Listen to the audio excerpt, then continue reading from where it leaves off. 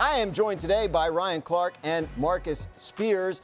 So let's get right to it, gentlemen. New on NFL Live, according to our Adam Schefter, the Rams are promoting pass game coordinator Nate Scheelhaase to offensive coordinator, making quarterbacks coach Dave Ragone the new offensive coordinator, co-offensive coordinator slash QB coach. Scheelhaase interviewed for 5 head coaching jobs during this cycle, but now the final offensive coordinator opening in the league has been filled in a very Rams kind of way. Remember, they also brought in Cliff Kingsbury to join the coaching staff under Sean McVay. So really just kind of a new mix of guys. RC, what do you think of what the Rams are doing out there with the offensive staff?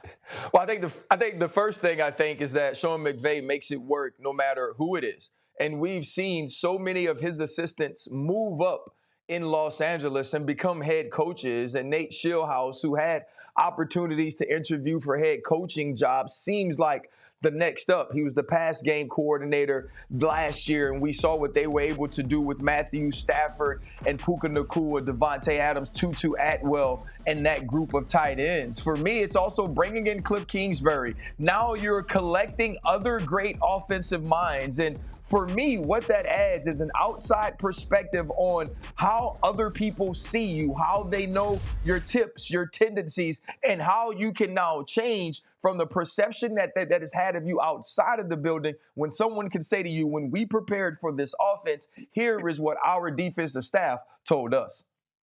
RC, I love that. I'm going to go to the opposite side with these coaches. It's guilty by association in a good way. If you're Cliff Kingsbury, why wouldn't you want to come work for Sean McVay and see how a head coach with that tremendous amount of success has been able to sustain it? One, with a veteran quarterback, a team that's changed around him, and also Scheelhaase being there, being promoted from within. And Sean McVay, we all know who's the catalyst to this offense and how much success that they've had. So I would want to be a part of a staff for the next step in my journey. Remember, Cliff Kingsbury has been a head coach in this league before and started really well, and it fell off. So I think a lot of this for Sean McVay is not only having more eyes and ears and more experience in the locker room, but it's also for Scheelhaase and obviously Cliff Kingsbury to learn from a guy that's doing it at a very high level and have that be a part of your resume when you go into this next phase of trying to become a head coach and run an organization, more so than calling X's and O's, but recognizing how important it is to have all of that other stuff figured out. Whatever McVay's doing, it's working. 9 NFL seasons so far. He's had 10 or more wins in 7 of them and appeared in 2 Super Bowls. That is one of 21 new offensive coordinators around the league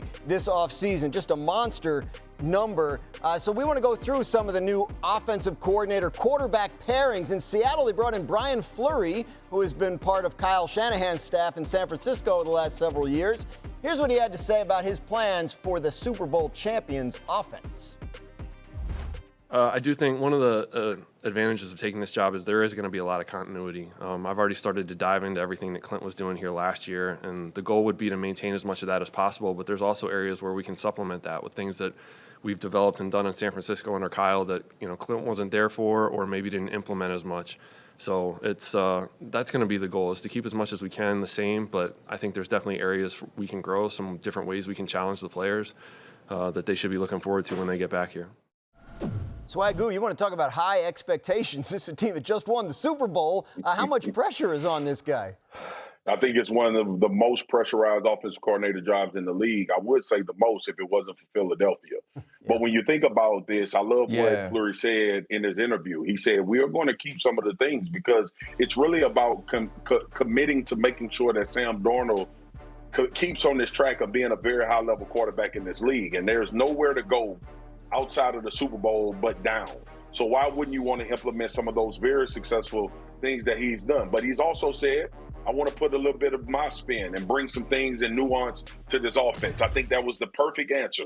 If he would have came in, you, me, and RC, you, me, and RC would have been like, what the hell you mean you're going to change everything? We just watch y'all win a Super Bowl. We just watch y'all go toe-to-toe with the Los Angeles Rams in order to get to a Super Bowl from an offensive standpoint. But I think he made the right correlation and connection between becoming this new offensive coordinator, the progression of Sam Darnold, and also saying we can add some nuance to become even better than we were last year.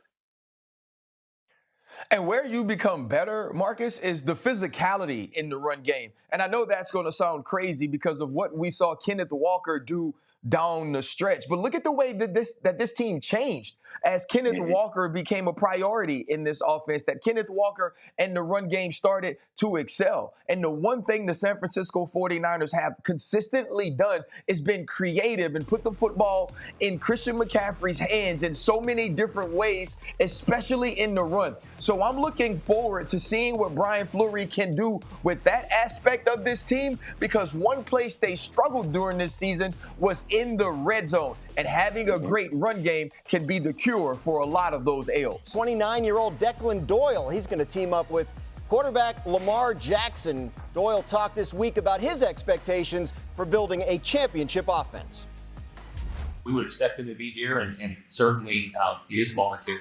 And so, but it's also, if you want to say that you're going to win a championship, you want to say that you have championship standards and those are your goals and your expectations. Certainly that's going to take work. That's going to take collaboration. That's going to take the beginning of building the relationship with their coaches, other players, starting off this next regime on the right foot. So a little touchy there. Coaches aren't supposed to pressure guys into showing up for voluntary workouts. But Swagu, you like the message from the new coordinator? I love the message. Graz, you and RC know I'm an elephant in the room guy. And if Lamar Jackson ass ain't there in the offseason with a brand new offensive coordinator, we going to come on during this football season. And the first minute they struggle, we going to talk about Lamar wasn't there when this coach showed up. I think that's a big move by Declan Doyle. It's establishing respect. It's establishing that I'm the coach and offensive coordinator, but I'm wanting, and my quarterback here, I'm wanting the guy that I've seen do so many tremendous things in this league to be a big part of the success that we have. And I got to reframe something that I said earlier. This will be the most polarizing offensive coordinator job in the league when it comes to the Baltimore Ravens because of who Lamar Jackson is and how this offseason has transpired. But I think that's a statement that he needed to make. Bashadi alluded to it throughout the coaching search. Lamar have his ASS down here when we trying to make this decision and be there in the OTAs. And I think more than anything, Lamar understands this as well. If he wants to win a Super Bowl, if he wants to go deeper into the playoffs and have better performances, it's going to start now and building the rapport with your new offensive coordinator, who I think is ecstatic to work with Lamar Jackson and try to get him to where he hasn't been yet. Well, speaking of elephants in the room, let's get to the real elephant. Lamar Jackson has more cachet than Declan Doyle. And I'm talking about more cachet than Declan Doyle in the Baltimore Ravens building, in every building around the NFL. And so the word that stands out to me is collaborative, right? Because we gotta get together and work on something that works for Lamar Jackson, something that works for the Baltimore Ravens. He needs to have input, and that's why he needs to be there. Lamar Jackson doesn't need to be in Baltimore in OTAs to get taught how to play football.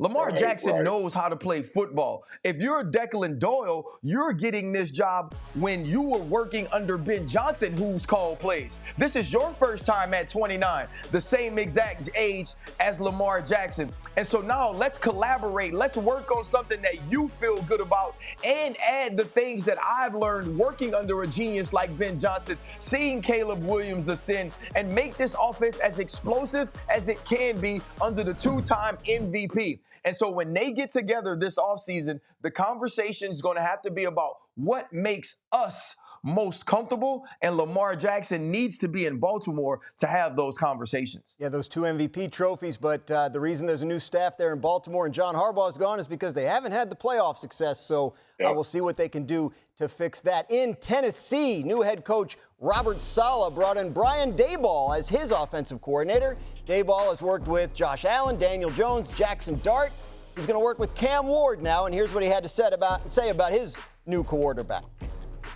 Again, we've had some young quarterbacks previously with obviously Josh and Jackson at New York, but everybody's different. I don't want to just put him into a particular box. I think the most important thing is to first develop the relationship with the young man. I always like to see the game through the quarterback's eyes. And again, there's going to be mistakes out there that I think he's made on tape previous, and he might have a completely different answer. So that communication is really important. Yeah, I feel comfortable with Cam. His ability to throw the football, his athleticism. Everybody's a little bit different in their drops. Everybody's a little different with their throwing motion. I'm excited to work with this young man. RC Daboll was coaching the Giants this time last year. They looked at the top quarterbacks in the draft, so he's familiar with Cam Ward's game. How do you think this pairing works?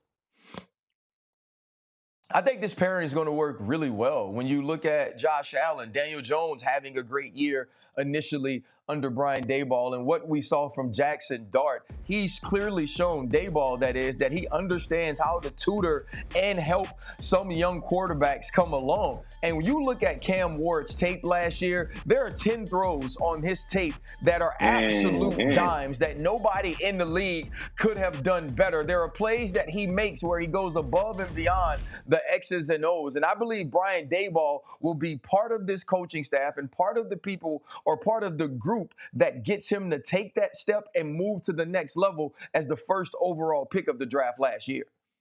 I love that, RC. I love that he acknowledged that young quarterbacks are not a monolith.